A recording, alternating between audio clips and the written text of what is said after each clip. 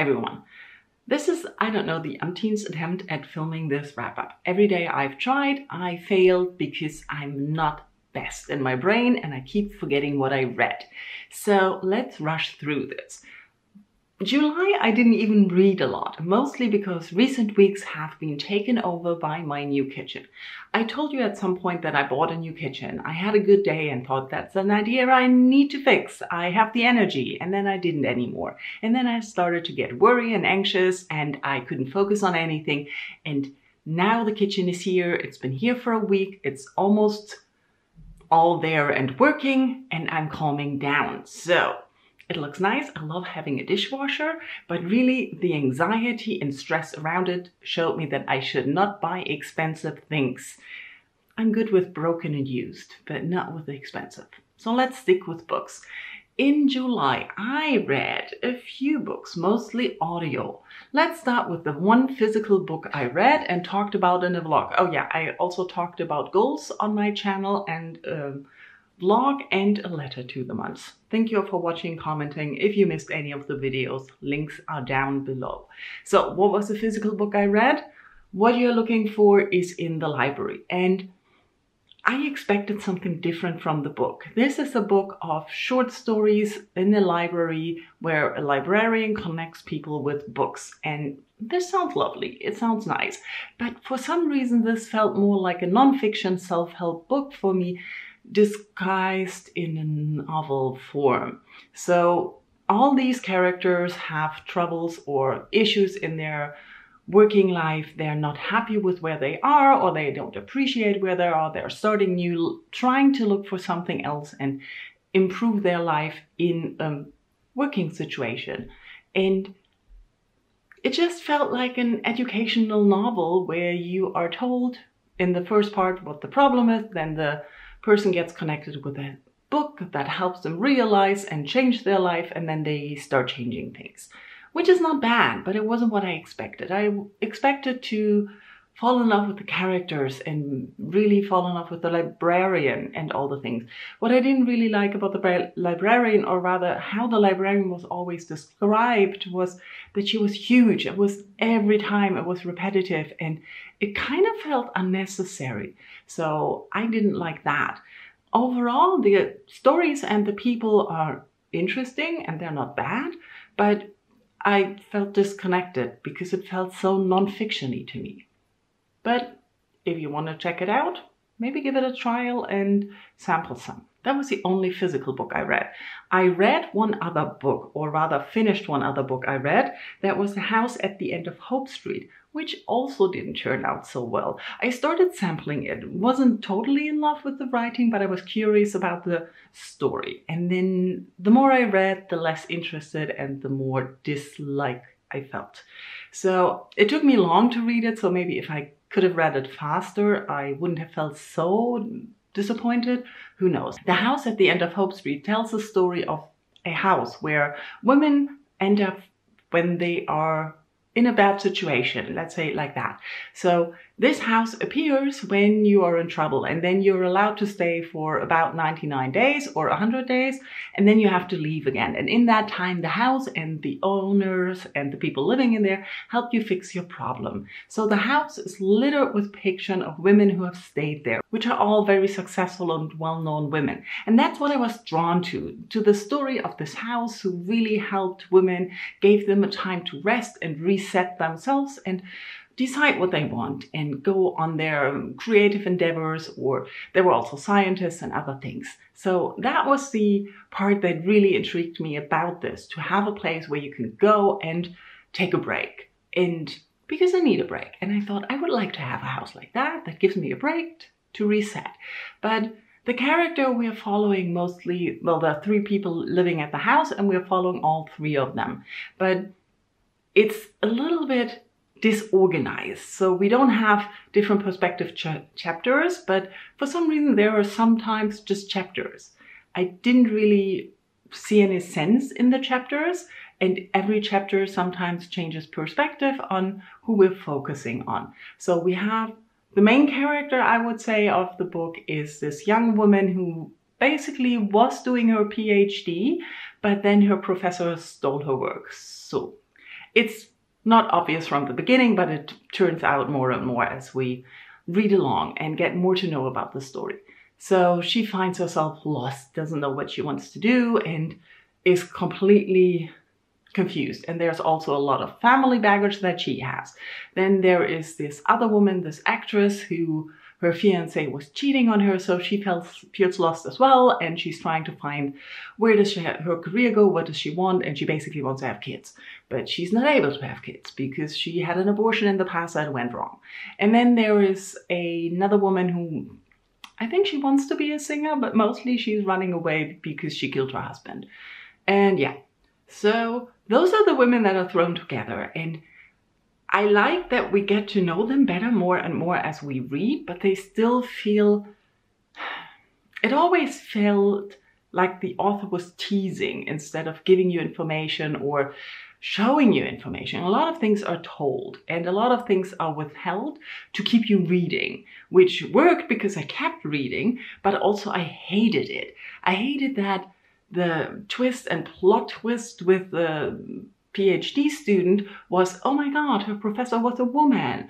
And why is that a plot twist? It's pretty obvious early on that she's interested in women. So, but she's basically closeted. And that's another thing I didn't like about the book. The writing made it feel like it was set 50s, 60s maybe, but it's supposed to be in 2010-ish, like nowadays. But it's lacking all the technology. And the PhD student basically could have stolen her work because she also only wrote on paper, but she's supposed to be a prodigy. I don't find that believable that as a prodigy, nowadays you don't use computers. That sounded off. And there were a lot of those things where I thought, I don't really believe this. It kind of feels off. It would have felt better in the 1950s, 60s with all the judgment that was going on. But I don't know. It just, so many things were off that the premise of the whole idea of the house and helping and the women there, oh, you could talk to the pictures. Well, one of the women could. But anyways, that was lost. And don't get me started on the family backstory. That was off and awful altogether. So would not recommend that one as much either. Before we move on to audiobooks I listened to, which worked better by the way, let's talk about the one DNF I have. I have not much to say about that. It's been a Greek classic. I had on my Kindle for ages, so I thought, let's give it a try. It's a strange one. In the beginning, I really liked the introduction to Lucian's true history, and I liked the beginning of the book where the author introduced, or Lucian introduced themselves. But the more I read about the stories, the more bored I got and basically didn't remember anything. The whole thing is that Lucian says, I'm just like Homer and the Odyssey and everything, but I tell you in advance that I'm lying to you. So you know that I'm lying, so everything is out of proportion and you just know because I told you that I'm lying. And which makes it fun and the tone is light, but then the events that happen were just like, bah. Seriously, now my battery is flashing after all this? Should have expected that. Because my battery died, I changed cameras. That's why things look different now and maybe sound different. I'm not using a microphone today. I am in a mess. Okay, audiobooks. I finished the second book, or the last book in the Song of the Last Kingdom duology, Dark Star Burning, Ash Falls White, and I enjoyed it just as much as the first one. This is a series that is set in a world where a lot of upheavals and changes were politically in the past, with the clans were combined and put together and then they were disbanded or abandoned or whatever. The emperor just said like, okay, no more clans, we're just me now and I'm the boss of everything. And then they got invaded and colonized by some white devils. And that's where we're at. So we've been in the colonizing state for a few years and things are not going great. There is a magic system that in the olden days, all the clans had their practitioners who used some form of magic where each clan used different things that they were good at. And that's forbidden now. The colonizers, the white devils, or I forgot the name, I think Atlanteans or something, they can use magic with metal, so no one else is allowed to have metal. And we follow a dual narrative. We are alternating between a woman and a man, or two old practitioners, but the girl in the beginning doesn't know that she's a practitioner and the man always knows. And it's following their story on how they try to end the colonizing, how they are trying to protect everything that's been there, and also how they are dealing with the magics of their ancestry and their clans. And there's also some kind of magic where you can use demons in the way that you make a deal with the demon and you give part of your body and your soul to them so they do something for you. And all the overall story is really fascinating. I really enjoyed the world building. Even though I'm not as good as giving it back right now, I really enjoyed that. I enjoyed the dual narrative. I enjoyed the relationship and friendship and everything between the characters, the two main characters, how they get to know each other, how they get together, how they struggle, and how things and events happen, and everything around that, and the challenges they face. And one thing that is always discussed is power. It's like having power and what responsibility comes with power and how to use power. So it's not talking about power dynamics in a relationship, but in general, what the powerful or having power means in a society. And I really thought that interesting. And I also liked that it was a duology where you know after 2 books the story is finished. The first one ends on somewhat of a cliffhanger, so I'm glad I read it when 2 books were already out. Then I listened to A Fire Born of Exile, which is another story set in the Wuja universe that Aliette Bodard created. So we're having mind ships and all the different planets and societies and political upheavals going on. In this book, we're following new characters, so you can read it as a standalone, like all the other books that are set in the Wuja universe. So you follow a few characters whose names I all forgot. There were many, many characters, and they all had similar sounding names, and I got a little bit confused, and I wasn't that height of concentration and focus when I listened to it, but I got the gist of the things, and I really enjoyed it.